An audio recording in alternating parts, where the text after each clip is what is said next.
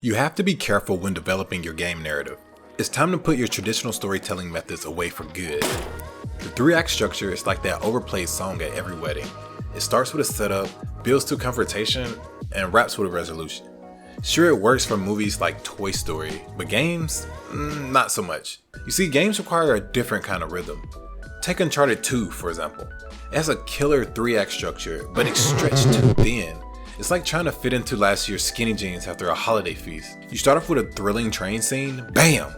Instant excitement. But then the game pauses for Nathan Drake to have an existential crisis. And I'm sitting there like, dude, I just want to jump off cliffs and find treasure. The pacing is off and it leaves players frustrated. Players remember characters, not plots. Ever played Portal?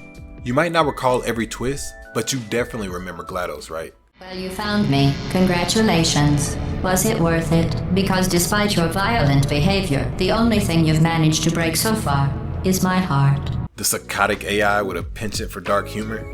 Game narratives should focus on building strong characters that players can connect with. Because while players may forget that one side quest where they save the cat from the tree, they'll never forget the heart-wrenching moments with Ellie in The Last of Us. You feel me?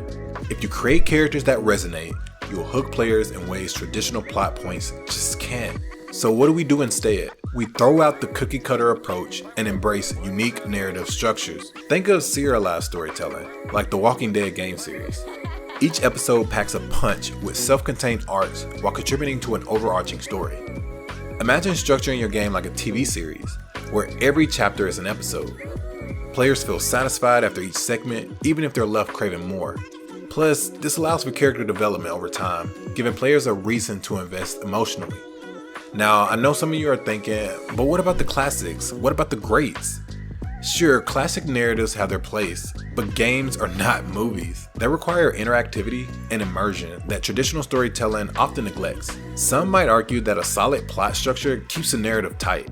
But I say, who needs tight when you can have free-flowing and fun? Games should allow for exploration, experimentation, and the occasional chaos.